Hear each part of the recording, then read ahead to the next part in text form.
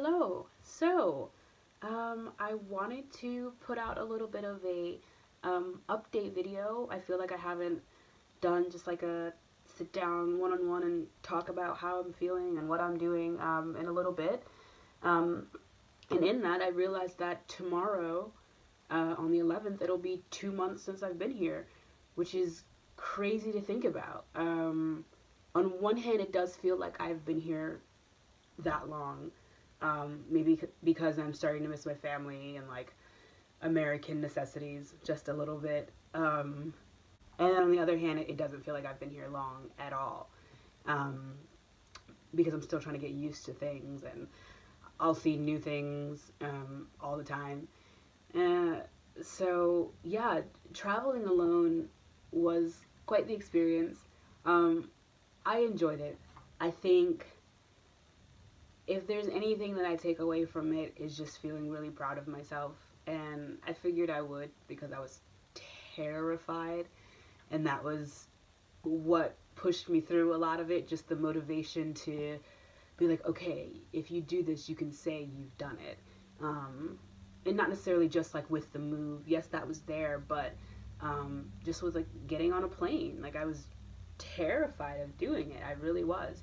Um, so it was, yeah, I felt good doing it. There were two layovers, so getting to Boston was like okay. It was a good, quick little flight from North Carolina to Boston, and then I met up with a friend from high school, Megan, and it was so great to see her. I love her so much, and it just like we picked up like we were back in the cafeteria at co-op just chit chatting, and it was really really nice. It was such a good like comforting moment after doing something like that. But then yeah, falling asleep and waking up in Iceland, that was that was intense. That there was all the feelings in that moment, all the feelings, but it was still really cool, and I feel good. I feel good that I did that. Um, a lot of people have asked me why I decided to move, and people who know me um, more in depthly, and people who haven't have asked me if this is some form of escapism. Um, and I do think that is a valid question. I do.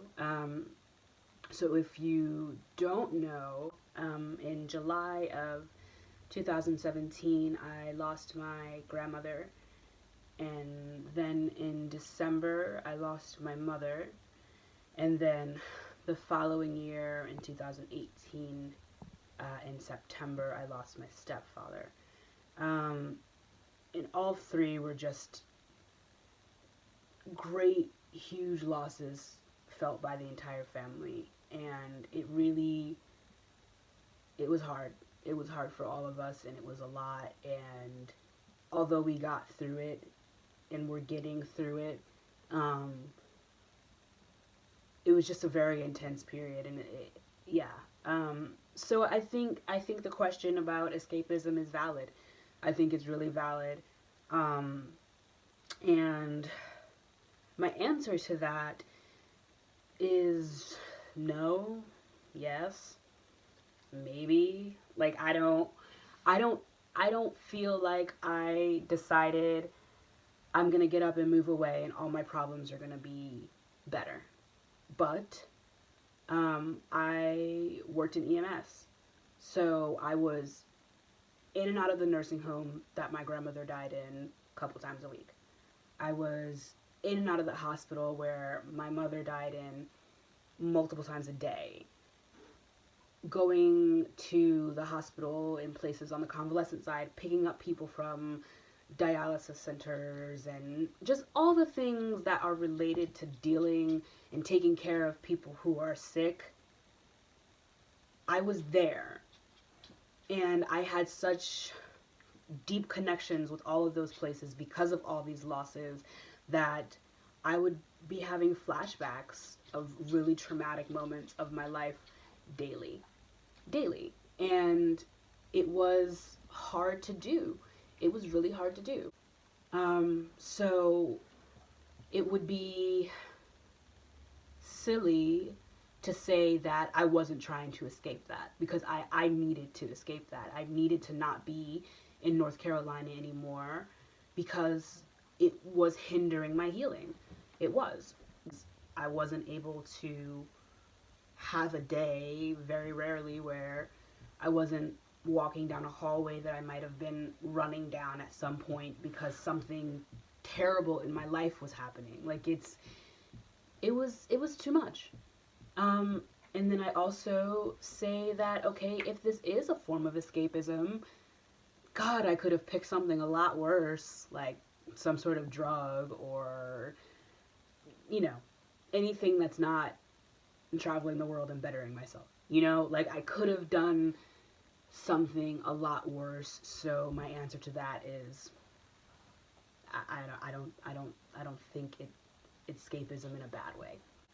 Why did I decide to make such a giant move? Like, why didn't I just, I don't know, move a few states away or something like that? And I think that when my mother passed, there was such a sense of free falling all the time. And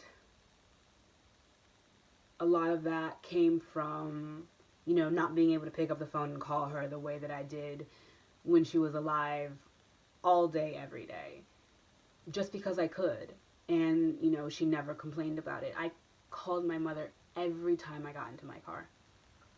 Every time I got into my car, she'd answer the phone, hey, where are you going? Just because she knew. And it was just habit.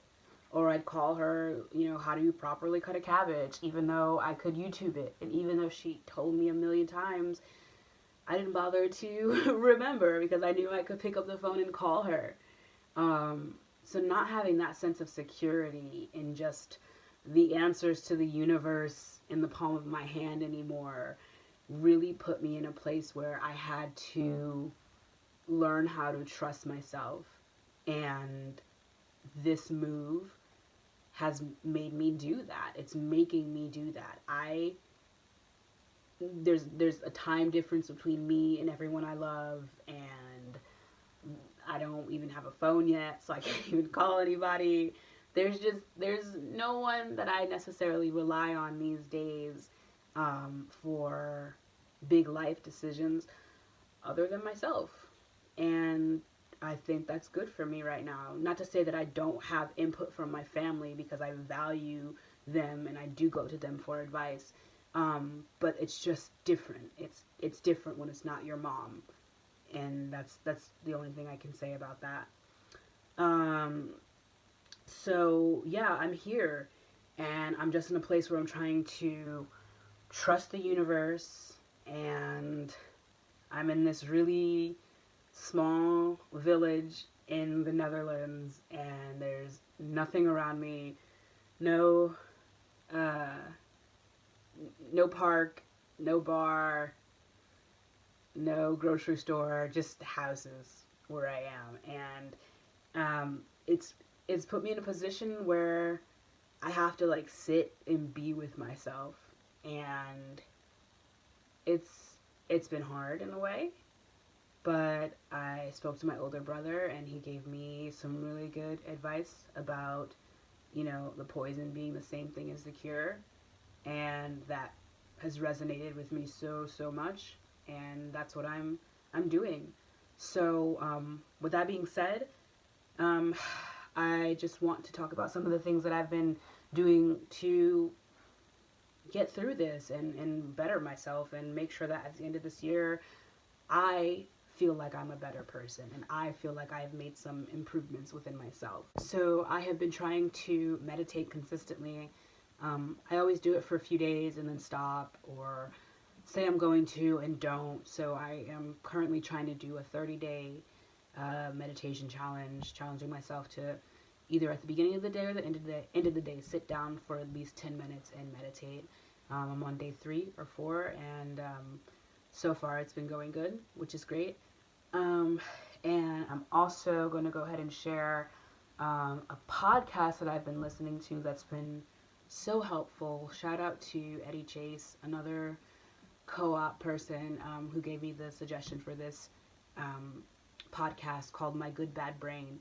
and it talks about a lot of mental health issues and how to see them differently, and how to not even see them differently, but really just talks about them and talks about the human experience and the things that we do to better ourselves, the things that we do to get in our way, and it's been great. Um, so yeah, that is where I am. Good days, bad days, and I am just taking time to appreciate where I am and breathe and just stay really, really grateful for all of this, because if I really think about it, this opportunity fell in my lap. All I did, and I've said this before, is all I did was say out, maybe I'd like to move to Europe, and then it happened. So, yeah. Thank you for watching. This was a little bit of a long one, and I appreciate it if you stuck around to the end. If you haven't subscribed, please consider it. And yeah, love you all. Thanks. Bye.